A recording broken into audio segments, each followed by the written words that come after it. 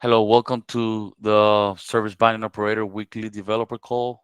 To this June 23rd, 2022.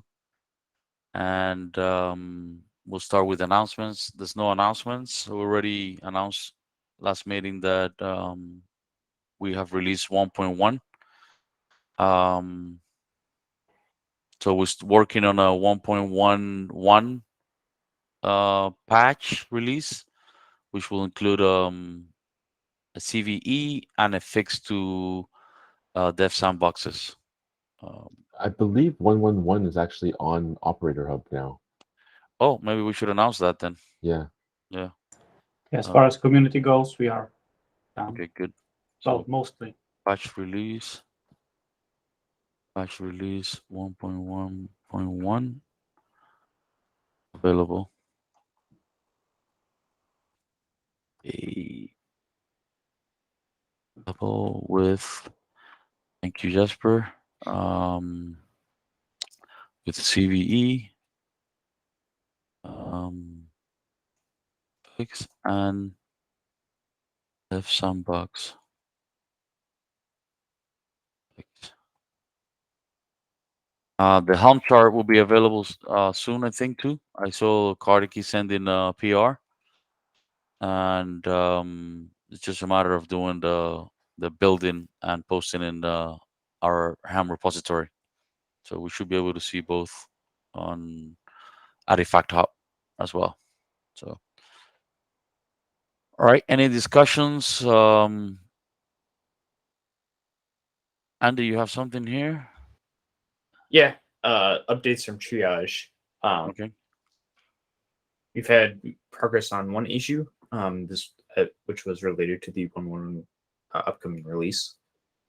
This is an issue that was reported regarding cluster workload resource mapping, resources not resolving on certain environments, including Dev Sandbox. Uh, this issue should be closing probably soon. I think we're just kind of waiting response from Dev Sandbox to see what they have to say and if the 1.1 release actually solves their issue. Okay. So interesting. So they actually created a GitHub issue with the Yes, problem in that sound. Okay. All yes. right. I've Is that been how we pointing some found people. out? Is that how we found out? No, Mm. no. No. Okay. Uh, However, there were some people who reached out to us over the Kubernetes Slack channel. Um, Okay. I pointed them here as a tracking issue. I Um, see. since I noticed this was already created. Okay. And no new issues since last meeting. Is that what you're saying? Yeah. Okay. Okay. So today was your triage week, Andy. Yes. Okay. This was kind of a trial run, just to see how things go. Um, Conclusion: we do not have a whole lot of ingress of issues, so changing it off frequently feels like a lot of unnecessary churn. Okay. Uh, that's my opinion for now. Um, if that changes, we can always revisit. All right. Is it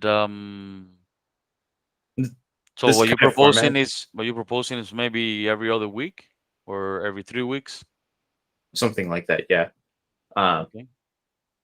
as And as for format, this is kind of what I'm envisioning, where we kind of go through each new issues that have been filed, progress that has been made on issues, and if we actually have any closed issues.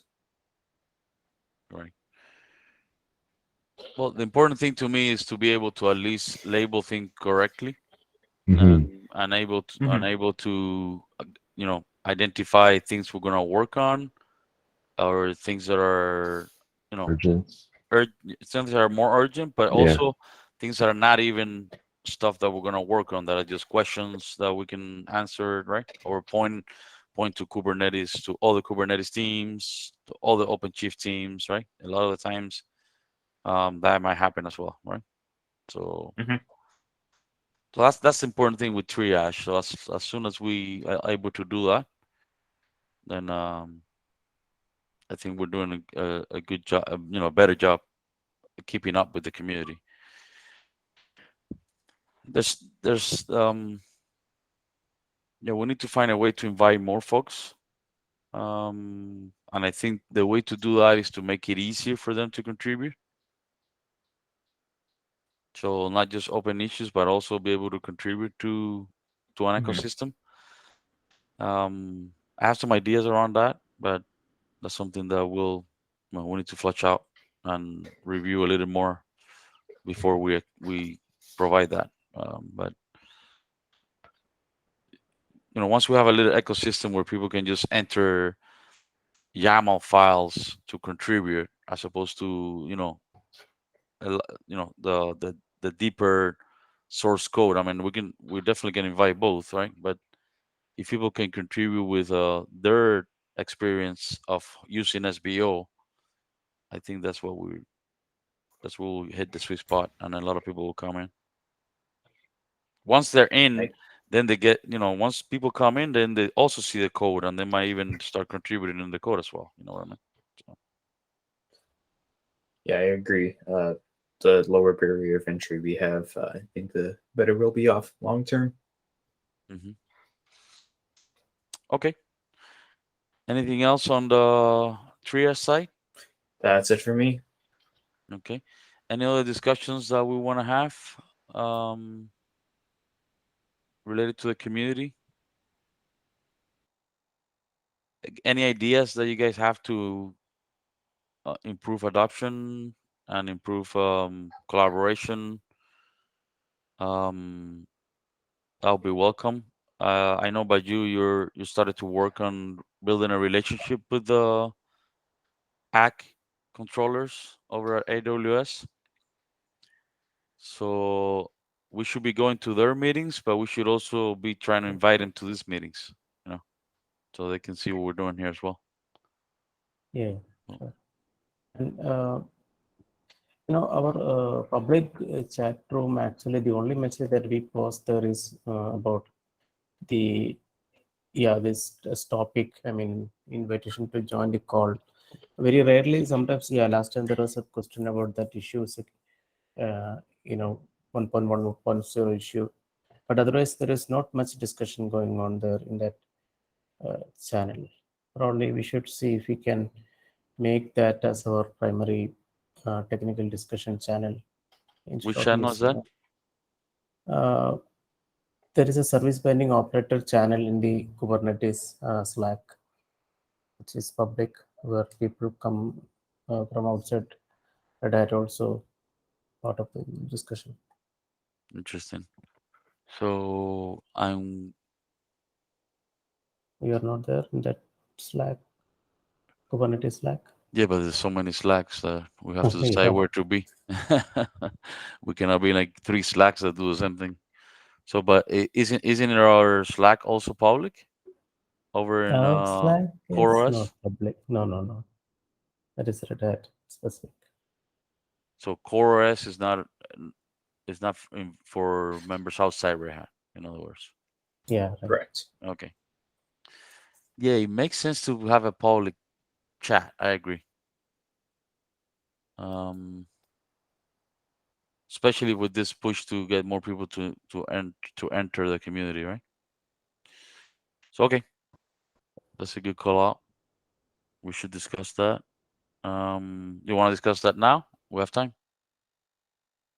Anyone has any? Nothing much to discuss. Most of the topics that is not specific to our any internal, let's say, Red Hat internal release, or anything else, any other technical topics we could discuss there related to SBO. What most of the stuff that post on the our forum app services, for example. Okay, not the leave or PT or anything. Other technical topics. Yeah. Right.